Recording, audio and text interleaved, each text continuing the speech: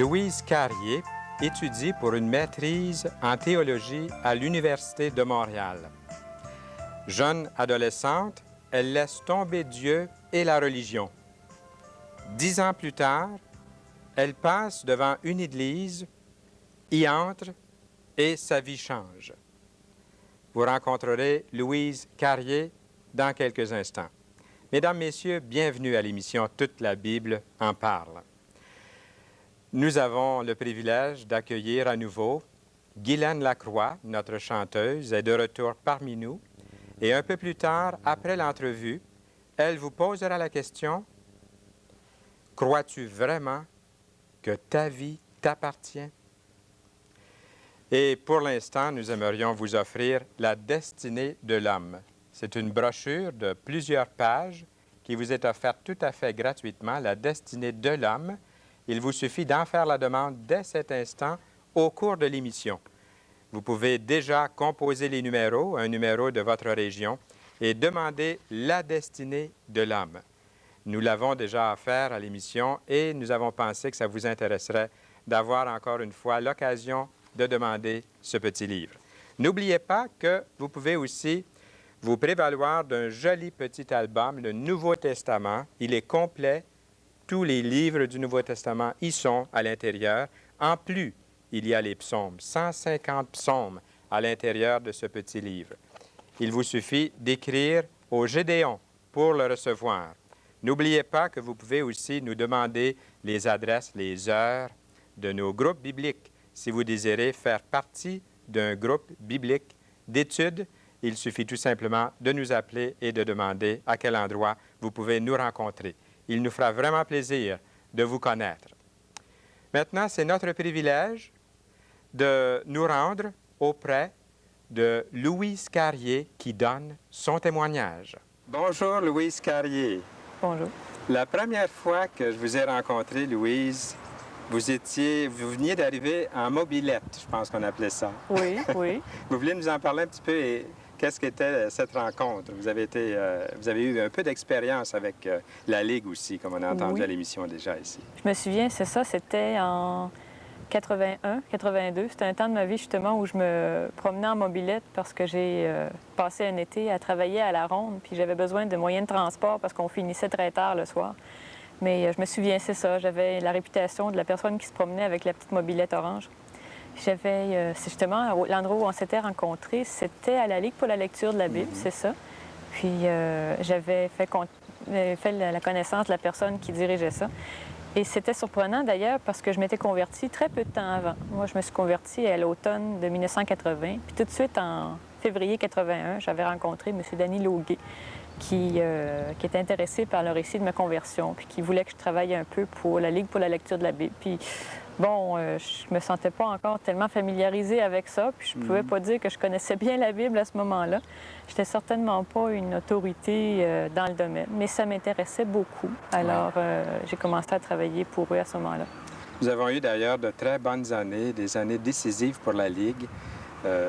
J'ai fait partie de la Ligue aussi pendant plusieurs années. J'étais très content de travailler avec des personnes comme vous. Et vous allez nous dire ce que vous faites présentement, Louise. En ce moment, je termine mes études en théologie à l'Université de Montréal. J'ai fait un bac. Justement, j'ai commencé en 81, peu de temps après ma conversion. Puis là, je suis en train d'achever mon mémoire de maîtrise. C'est d'ailleurs assez amusant parce que j'ai le pasteur que j'ai présentement, puis ça a été le pasteur de la première église où je suis allée, puis où je suis encore, et professeur à l'université. Alors, je lui avais dit, bon, qu'est-ce que c'est que ça, l'enseignement de la théologie à l'université et tout ça? Puis il avait dit, oh, bien, de toute façon, si tu veux voir, tu viendras, tu prendras un cours ou deux. Puis finalement, un cours ou deux, là, ça fait 7 ans. 7 ans, un cours ou deux. Puis là, ça achève. Oh, c'est passionnant. Qu'est-ce que vous aimez le plus? C'est passionnant. Est-ce qu'il y a un sujet particulier là, qui est pour vous le plus grand? Il y a un peu deux branches ou deux sujets qu'on étudie à l'université. C'est ce qu'on appelle d'abord la théologie proprement dite, c'est-à-dire l'étude des différents thèmes. Bon, Dieu, le salut, l'Église, qu'est-ce que c'est, qui est Jésus, bon, des choses comme ça. Et il y a aussi les études bibliques proprement dites, c'est-à-dire que là, on prend les textes eux-mêmes, puis là, on étudie bon, l'Ancien Testament, le Nouveau Testament, puis dans le Nouveau Testament, les évangiles et les épîtres. Et on fait ça de façon bien, bien méthodique, de façon à avoir une vue d'ensemble. Et c'est vraiment, c'est rigoureux et c'est bien, c'est une grande formation. Dieu vous prépare certainement à quelque chose de très grand dans Je le l'espère. ministère. Oui. Je l'espère. J'espère bientôt, quand j'aurai fini ça, être appelée par lui à un ministère chrétien à plein temps. Je me dis, en tout cas, j'ai vraiment hâte de m'y mettre là-dedans. Je ne sais pas encore exactement ce que ça sera, mais j'attends de voir ce que c'est. Oui. Parlez-nous un petit peu de votre cheminement autrefois, dans votre famille. Comment vous en êtes arrivé à être tellement intéressé à la parole de Dieu, comme vous l'êtes d'ailleurs toujours? Ah oui, je suis toujours. Mais c'est drôle parce que si on m'avait dit ça il y a 10 ans, je pense que je ne l'aurais pas cru. Parce que, bon, mes parents nous laissaient assez libres et ils avaient dit que, bon, quand on arriverait à un certain âge, on pourrait aller à l'église ou ne pas y aller ou quelque chose comme ça. Ils n'ont jamais été trop stricts là-dessus. Puis moi, j'étais précoce pour dire, parce qu'à l'âge de 12 ans, j'ai décidé que, bon, la foi chrétienne, c'était des niaiseries puis que ça ne m'intéressait pas. Puis que c'était pas pour les enfants. Moi, à 12 ans, j'étais vieille, n'est-ce pas? J'étais plus un enfant. Puis ça m'intéressait plus. Puis je me disais, oh non, c'est pour ou les enfants ou les gens qui, bon, ont pas beaucoup d'intelligence ou de compréhension de ces choses-là. Il faut dire comment est-ce qu'on peut être snob à cet âge-là. Puis je connaissais pas beaucoup de chrétiens adultes, tout ça. Bon, il y avait mes parents, mais bon, ça comptait pas, ça, les parents, tu sais. Ça aurait pris d'autres mondes. J'en connaissais pas. J'ai laissé tomber tout simplement. Bon, j'imagine mes parents, ça leur a fait un peu de paix. Mais bon, ils m'ont pas tordu le bras, puis ils se sont dit que quand ça m'intéresserait de nouveau, j'y retournerais. Et ça s'est passé 10 ans plus tard. Je peux dire qu'ils ont été patients avec moi et que Dieu a été patient avec moi aussi. Mais il faut dire que c'est difficile aussi quand on est, par exemple, au cégep. C'était assez difficile parce qu'on avait, bon, par exemple, des cours de philosophie qui parlaient de toutes sortes de façons de comprendre le monde et d'idéologie ou de conceptions qui avaient été élaborées par telle ou telle personne, mais vraiment, c'était tout à fait éloigné du christianisme. Ça contribuait pas du tout à vous approcher de... Non, et en fait, c'était plutôt le contraire, parce que je me disais, ah, enfin, quelque chose qui est intéressant. Tu sais, c'était, j'avais quoi, 16, 17 ans à ce moment-là. Puis je disais, coudonc, c'est quand même mieux que de continuer la foi qu'on avait quand on était enfant. Tu sais, je me disais, coudonc, quand on fait quelque chose quand on est enfant, il faut à un moment donné laisser tomber ça. J'avais pas idée que c'était bon aussi pour des adultes, tu sais. C'était assez drôle. C'est intéressant de vous entendre dire ça, Louise, parce que je sais qu'il y a des jeunes qui écoutent. Nous avons des téléphones continuellement de jeunes aussi. Et de vous entendre dire que vous pensiez que c'était pour les adultes, que c'était pas pour les jeunes. Maintenant, vous savez que c'était pour les jeunes. Oui, c'était, mais dans ma tête, c'était vraiment quelque chose d'enfantin, finalement. La foi chrétienne, je me disais, bon, c'est quelque chose qu'on laisse tomber. Puis bon, quand on est adolescent, tu sais, à un moment donné, on finit par s'éloigner de ces choses-là, puis il faut faire ses propres choix. Bon, c'est normal qu'il faut faire ses propres choix, je le crois toujours.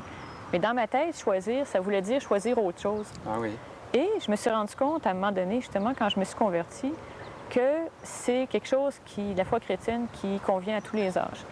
Et c'est pas quelque chose, disons, qu'on dépasse comme des vêtements d'enfants. C'est pas quelque chose pour les enfants, c'est quelque chose pour les adolescents, pour les adultes, pour tout le monde, vu que c'est la vérité.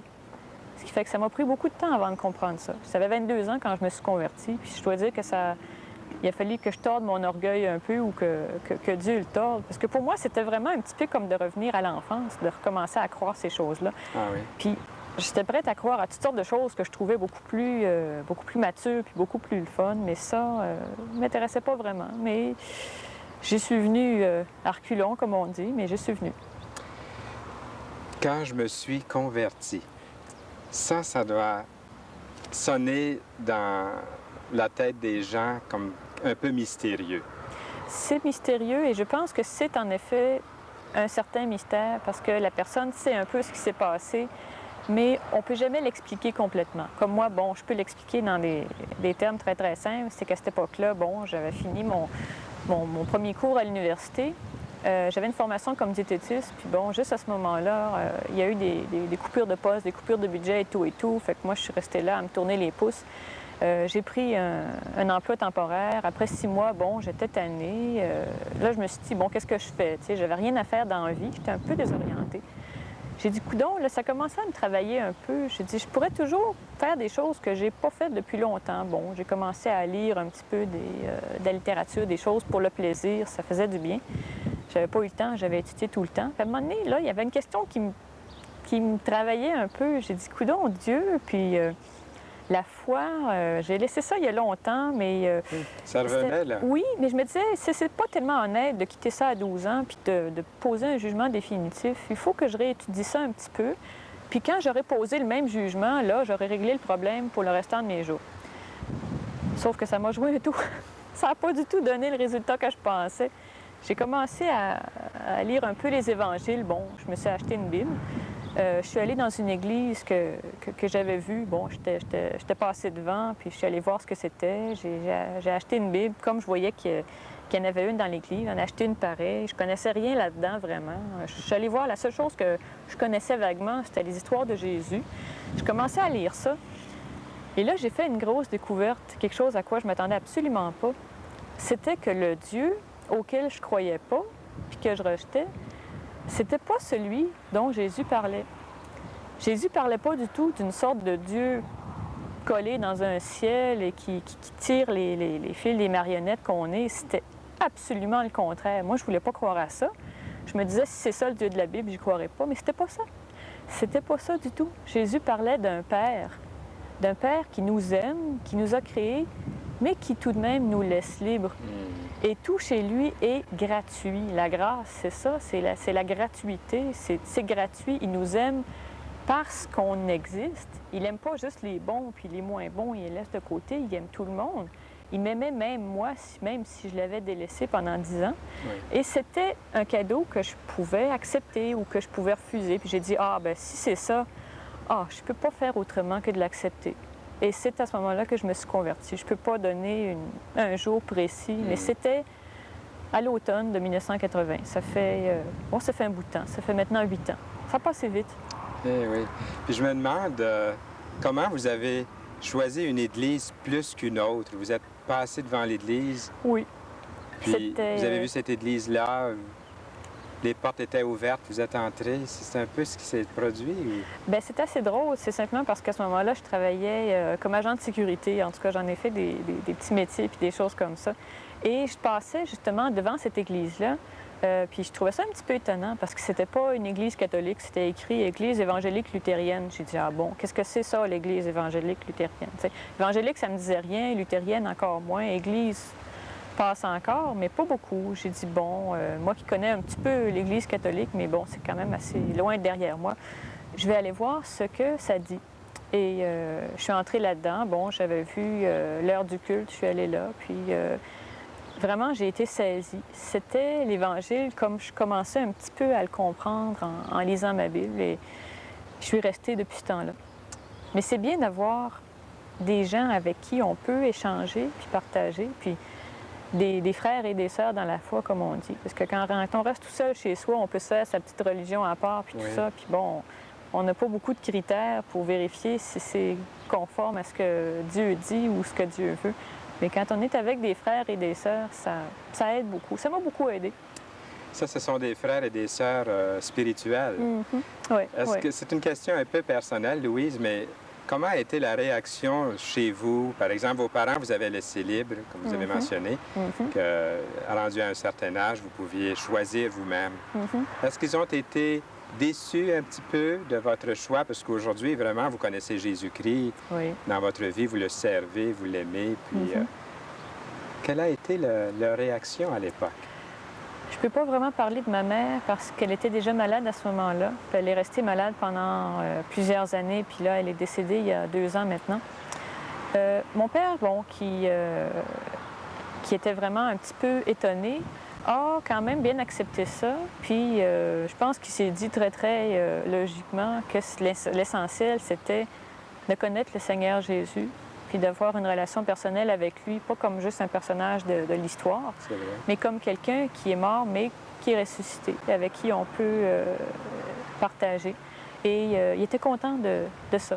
Puis il s'est peut-être dit qu'à un moment donné, ça allait pas durer ou que c'était juste une idée qui me passait par la tête. Mais non, il a bien vu que ça durait. Puis je pense qu'il était content de ça. Ça dure depuis 8 ans. Oui, ça dure Vous depuis avez 8 ans. persévéré pendant 8 ans. Oui, et puis je peux pas dire que ça a été quelque chose de terriblement compliqué parce que quand on est soutenu par le Seigneur, on peut faire beaucoup de choses.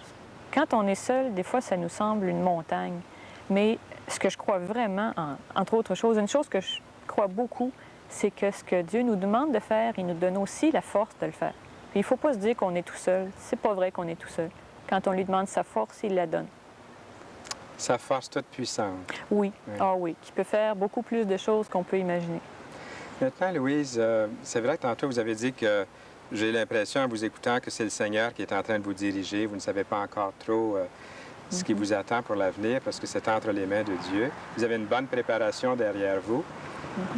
Mais dites-nous un peu ce que vous pensez de ce que vous entrevoyez pour l'avenir. Peut-être pas vous personnellement, mais ce que vous entrevoyez pour l'avenir ici au Québec, dans l'œuvre. Peut-être vous avez quand même une petite idée de ce que Dieu est en train de faire dans votre vie et la préparation qu'il vous a donnée, mais aussi ce qu'on peut s'attendre de voir, une sorte de prophétie. Je ne sais pas si je peux tracer le tableau de ce que va être le Québec dans 5 ou 10 ou 20 ans. Finalement, personne ne peut faire ça. C'est seulement Dieu qui le sait.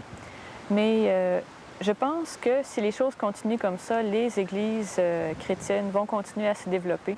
S'il y a des gens qui sont toujours prêts à se dévouer et à faire en sorte que l'œuvre du Seigneur avance. Mais ça prend beaucoup de conviction parce que souvent, quand on dit qu'on est chrétien, les gens ne comprennent pas exactement ce que ça veut dire. Des fois, pour eux, ça ne veut pas dire grand-chose. Ça veut peut-être dire simplement qu'on est né chez des parents qui portaient le nom de chrétien, mais qui ne l'étaient pas forcément. Ce qui fait qu'être chrétien, il faut expliquer aux gens ce que c'est. Comme quoi, ça veut dire avoir des convictions précises et avoir une relation personnelle avec le Seigneur. Pas juste un patron pour qui on travaille ou quelqu'un qui exige de faire des choses, mais un père qui est là et qui peut nous aider tout le temps. Et ça, il y a encore beaucoup de choses qu'il faut expliquer et qu'il faut montrer aux gens, pas juste par nos paroles, bien sûr, mais par notre propre vie. Puis ça, on a du pain sur la planche, comme on dit. Puis ça, c'est pas juste pour les pasteurs et pour les ministres à plein temps, les ouvriers, à plein temps de l'Église. C'est pour tous les chrétiens. Et si ça se fait, je pense que l'Église chrétienne au Québec a beaucoup d'avenir. Louise, est-ce que vous pouvez nous transmettre un message en terminant, nous dire s'il y a quelque chose sur votre cœur que vous aimeriez dire, là, qui brûle de pouvoir dire. Vous allez le dire à plusieurs personnes en me le disant à moi. Et est-ce que vous pouvez me dire quelque chose qui brûle au-dedans, un message que vous auriez à donner à quelqu'un de votre âge et que Dieu pourrait ensuite faire pénétrer dans ses cœurs? Il y a quelque chose, moi, qui m'a frappée tout de suite quand je me suis convertie, et d'ailleurs, c'est grâce à ça que je me suis convertie, c'est la gratuité. Dieu n'exige pas de nous quelque chose avant même de nous donner son Fils. Il a déjà donné son Fils qui est venu, qui est mort et qui est ressuscité il y a 2000 ans. Et la seule chose qu'on a à faire, c'est d'accepter ce cadeau-là qui nous a été fait. Et ça vient avant toute chose. Dieu ne nous demande pas d'être assez bon pour accepter ce cadeau-là. Il ne nous demande pas d'être assez vertueux ou d'avoir fait les efforts nécessaires. Il faut simplement ouvrir les mains et prendre le cadeau, comme quand quelqu'un, un être humain dans notre vie nous donne un cadeau. On ne va pas tout à coup se dire « laisse faire, tu sais, je suis pas assez bon, je suis pas assez bonne, tu me le donneras plus tard » ou « il faudrait que je te le paye, combien est-ce que tu l'as payé, tiens, je vais te l'acheter ». Non, on ne fait pas ça. On sait que face à nos amis, on reçoit le cadeau et on dit merci et on profite du cadeau. Avec Dieu, c'est la même chose. Tout ce qu'on a à faire, c'est d'accepter le cadeau et non pas d'attendre de croire qu'on est assez bon ou qu'on est assez vertueux ou qu'on a assez fait. Dieu nous prend comme on est. Il nous prend au stade où on est. Il accepte l'état dans lequel on est. Et il nous demande, dans ce moment-là où on est, de notre vie, de ne pas attendre, mais d'ouvrir simplement nos mains pour accepter le grand cadeau que Dieu nous a fait. Et c'est à ce moment-là que notre vie est transformée. La vie ne peut pas être transformée avant. On ne peut pas faire ça soi-même. Mais c'est à ce moment-là, au moment où on ouvre les mains et on reçoit ce cadeau-là, que notre vie est transformée. Et là, ça continue comme ça avec la force que Dieu donne. Moi, ça a été ma grande découverte. Eh bien, Louise Carrier, c'est déjà la fin de notre entretien, mais ce n'est pas la fin de votre vie et ce que Dieu veut faire avec vous. Je vous souhaite beaucoup de succès. Je vous remercie. Que le Seigneur vous bénisse abondamment. C'était Louise Carrier, mesdames, messieurs. Et j'étais en train de lire, là, pour vous, si vous ne l'avez pas encore commandé, c'est-à-dire commandé, il n'y a rien à payer, c'est gratuit, La destinée de l'homme. Et j'étais en train de lire, la parole de Dieu déclare qu'un nouveau monde glorieux sortira de ses ruines, notre demeure éternelle, et ainsi de suite. Alors, il y a des choses très intéressantes et c'est à vous, il vous suffit d'en faire la demande. Et à la fin, vous pourrez demander le petit Nouveau Testament des Gédéons. Il vous suffit d'écrire pour le recevoir. La vie, oui, cette vie vous apporte-t-elle le bonheur?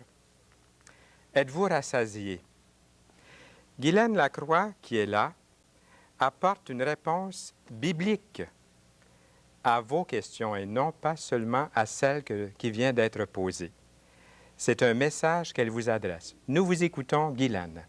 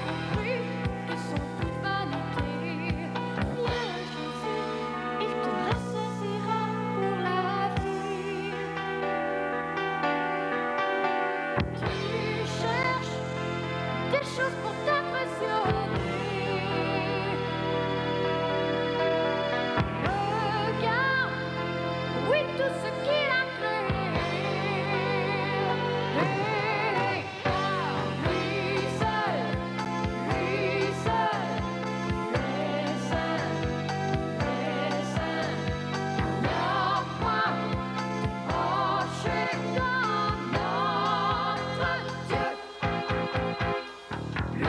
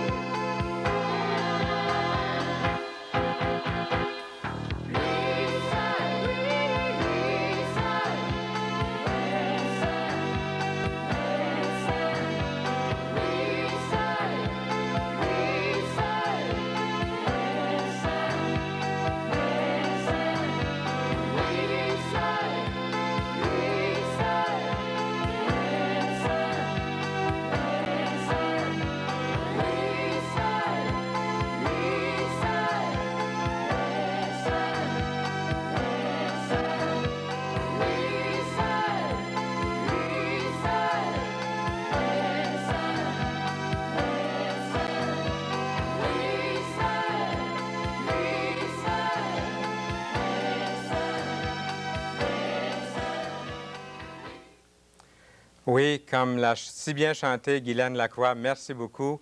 Lui seul donne une vie satisfaisante et vraiment qui apporte une dimension nouvelle qui vaut la peine de connaître. Lui seul peut donner réponse à vos questions. Nous espérons que cette émission vous a plu et il reste encore du temps à l'émission et quelques personnes pourraient encore nous appeler pour dire « Nous sommes là, nous avons été à l'écoute, nous vous avons écouté ». Je rencontre des gens, même aujourd'hui, encore aujourd'hui, j'ai rencontré quelqu'un à la banque qui m'a dit qu'il regardait l'émission, elle regardait l'émission, et pourtant, elle n'a jamais appelé. Et ça nous ferait plaisir de savoir qui est là, qui écoute, et de nous donner un petit coup de téléphone. Et en même temps, vous pouvez vous prévaloir de cette documentation qui est gratuite aussi, qui est à vous. Et vous pouvez, à la fin de l'émission, noter l'adresse pour recevoir le Nouveau Testament et les psaumes. Il est à vous gratuitement. Il vous suffit d'en faire la demande simplement en écrivant au Gédéon. La prochaine émission, notre invité sera Rémi Roy-Bonneau, artiste et personne handicapée. Il viendra donner son témoignage. Et Richard Lauder, lui aussi chanteur connu et aimé, sera là avec nous. Au plaisir et à bientôt!